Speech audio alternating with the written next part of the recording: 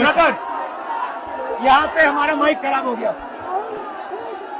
और public meeting करना मुश्किल है। जी बिल्कुल ठीक बात है। तो मैंने सोचा कि हम थोड़ा यूपी के बारे में बातचीत कर लें और आप अपना पर्सपेक्टिव हमें बताइए, हम आपको अपना पर्सपेक्टिव बताते हैं, थोड़ी डिस्कशन करते हैं। ठीक बात है। मैं समझता हूँ कि जब माइक खराब हो गया हम दोनों बात करेंगे, वो रिकॉर्ड होकर के जाएगी तो लोग बेहतर और अच्छा समझेंगे और अच्छा रिजल्ट आएगा। और क्योंकि सोशल मीडिया से वेल कनेक्टेड है तो सब लोगों को जानकारी मिल जाएगी कि हम और आप क्या बोल रहे हैं। यूपी जो 80 सीटें ले रहा है, इसमें 79 सीटें समाजवादी पार्टी, कांग्रेस, इंडिया गठबंधन जीत रहा है। एक जो क्यूटो है उसमें हम और आप लड़ाई में हैं। और इस बार क्यूटो नाम कैसे जापान वाला ही है? ये क्यूटो क्योंकि जो प्रधान सांसद हैं उन्हें सपना दिखाया था काशी के लोगों को कि दुनिया की सबसे बेहतर सिटी बनेगी क्यूटो। तो क्यूटो बनी नहीं बनी काशी के लोग ये तय करेंगे और फिर वोट डालेंगे। तो इस बार मन मर्जी नहीं चलनी है, मन की बात नहीं चलेगी, हमारे आपकी बात और 140 करोड़ लोगों की बात और संविधान की बात होगी। और आपने देखा, हम सब ने देखा कि यूपी को नरेंद्र मोदी जी ने बेरोजगारी का सेंटर बना दिया और इतनी बेरोजगारी की है। ये जितने बच्चे दिखाई दे रहे हैं ये वो लोग हैं दिखाओ जो अग्निवीर या पेपर लीक जिसकी वजह से उन्हें नौकरी नहीं मिली है और ये सब रोजगार नौकरी चाहते हैं। बीजेपी ने जो झूठे सपने दिखाए थे इन्वेस्टमेंट मीट के, जो झूठा सपना दिखाया था डिफेंस एक्सपो का, जो सपने बेचे थे G20 में, लेकिन इन नौजवानों को न नौकरी मिली न रोजगार मिला, आज ये खाली हाथ हैं। तो इसलिए हमें और आप मिलजुल के जो आपने कहा, जो इंडिया गठबंधन कह रहा है कि 30 लाख बच्चों को नौकरी दी जाएगी, उस दिशा में हम लोग काम करेंगे। और पहली नौकरी पक्की स्कीम जिसके माध्यम से हर ग्रेजुएट को नौकरी का अधिकार, बेहतरीन ट्रेनिंग और बैंक अकाउंट में 1 लाख रुपए साल के। आपने नोट किया कि मोदी जी खटाखट बोलने शुरू कर दिए। ये आपके खटाखट के बाद वो रटारट खटाखट कर रहे हैं। अच्छा, आप एक बात बताइए, मुझे क्यूरियोसिटी है, थोड़ा आप अपने पापा के बारे में मुझे बताइए जी। मुलायम सिंह यादव जी के बारे में बताइए। आपने उनसे क्या सीखा? नेताजी और उनके साथ के लोग बिल्कुल जमीनी राजनीति करते रहे। हालांकि नेताजी कुश्ती, पहलवान और गांव के थे। करते हो कुश्ती? नहीं, मैं कुश्ती नहीं कर पाया जीवन में, क्योंकि मैं मिलिट्री स्कूल में चला गया तो कुश्ती नहीं कर पाया। लेकिन नेताजी इसीलिए धरती पुत्र बोले गए कि वो जमीन की बात को समझते थे। धरती पर जो लोग हैं उनकी क्या भावना है उसको लेकर के वो आगे बढ़ाना चाहते थे। और आपका इस क्षेत्र से और इस शहर से आज का लगाव नहीं है, न जाने कितने सालों पुराना लगाव है। जो इमोशनल कनेक्ट आपका इस शहर और शहर से है वो शायद और किसी राजनीतिक परिवार का नहीं होगा।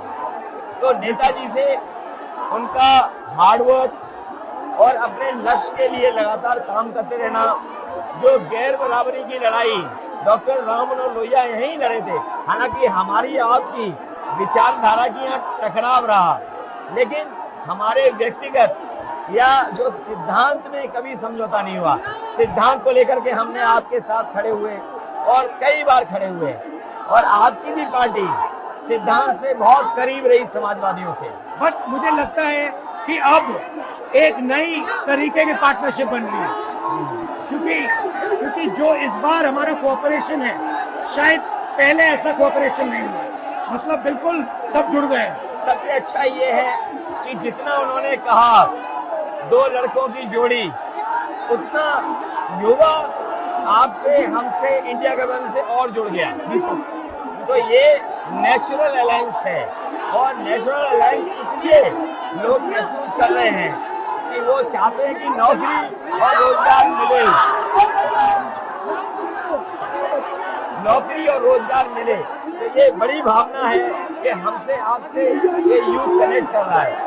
सबसे बड़ी बात, महंगाई की चोट सबसे ज्यादा इन लड़कों को लगती है। हमारी थिंकिंग है और आपकी भी है कि ये जो 22-25 लोगों को नरेंद्र मोदी जी ने पूरा का पूरा धन पकड़ा है, उसको ठीक करने के लिए जो हमारे युवा हैं, माताएं बहनें हैं, उनको डायरेक्ट बैंक अकाउंट में पैसा देना। देखिए, ये जो लोगों के पास पैसा पहुंचने से जो अर्थव्यवस्था को लाभ मिलेगा, मैं समझता हूँ इनका भाग्य भी बनेगा और देश की अर्थव्यवस्था ही बेहतर होगी।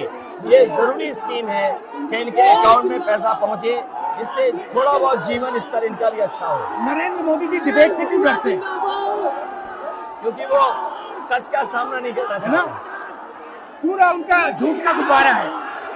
वो बीजेपी और बीजेपी के लोग मन मर्जी से चलते हैं, अपनी मर्जी से चलते हैं और उनको लगता है कि डिस्कशन की कोई जरूरत नहीं है क्योंकि वो सब कुछ जानते हैं। डेमोक्रेसी में जितना डिस्कशन होगा, जितने विचार एक दूसरे को हम सुनेंगे और एक दूसरे पे भरोसा करेंगे, उतना हमारा लोकतंत्र मजबूत होगा। ये बीजेपी के लोगों ने न केवल हमारी जान को खतरा पैदा किया है, बल्कि लोकतंत्र को भी और संविधान को भी खतरा पैदा कर रहे हैं। और इसका नतीजा दिख रहा है कि चाइना हमारी जमीन के अंदर आ गया, ये बेरोजगारी बढ़ती जा रही है, जो प्रोडक्शन होता है वो नहीं हो रहा है और पूरा का पूरा एक्सटॉर्शन, ईडी, सीबीआई, ये लोग मतलब एक्सटॉर्ट कर रहे हैं। कई बार सुनने को मिल रहा है और सरकार स्वीकार नहीं कर रही है, लद्दाख की हमारी सीमाएं सुरक्षित हो गई, अरुणाचल के आसपास या सीमा जो चीन से छू रही है वो बहुत असुरक्षित है। तो चीन से जहां हमारा सीमाओं का खतरा है, वहीं चीन से हमारे बाजार को भी खतरा है। तो कहीं ना कहीं हम लोगों को अपनी मैन्युफैक्चरिंग इकोनॉमी को बढ़ावा देना पड़ेगा। और ये जो स्कीम्स है, पहली नौकरी पक्की और महालक्ष्मी, ये मैन्युफैक्चरिंग सिस्टम को, इकोनॉमिक सिस्टम को जंप स्टार्ट करने के तरीके हैं। ये बहुत अच्छा जंप स्टार्ट होगा। इसको अगर फोकस होकर के आईआईटी, पॉलिटेक्निक, इंजीनियरिंग कॉलेजेस को, इन सबको इकोसिस्टम में ला करके मैं समझता हूँ युवा नौजवानों को अच्छी नौकरी और रोजगार मिल पाएगा। और हमारा लक्ष्य है कि सब, हर जात को भागीदारी मिले, स्पेस मिले, हर इंस्टीट्यूशन में, बिजनेस में, एजुकेशन के सिस्टम में। तो वो हमारा, हम दोनों का लक्ष्य है। बिल्कुल। और क्योंकि जो बात सभी दल कहते थे, आज इंडिया गठबंधन कांग्रेस भी कह रही है कि सामाजिक न्याय जरूरी है, जाति गणना जरूरी है। देश के लिए ये बड़ी चीज है। जो दुनिया में अमेरिका है, यूरोप है, अपने उन लोगों के लिए जो पीछे छूट जाते हैं, उनके लिए कुछ काम करते हैं। तो हमारा जो देश जाति के आधार पर पिछड़ा है, तो इसको आगे बढ़ाने के लिए ये बड़ी भूमिका होगी इस बार। बहुत अच्छा लगा, अच्छी बहुत मीटिंग अच्छा रहा, बहुत अच्छी मीटिंग है। मुझे लगता है कि ये यूनिक मीटिंग है। क्या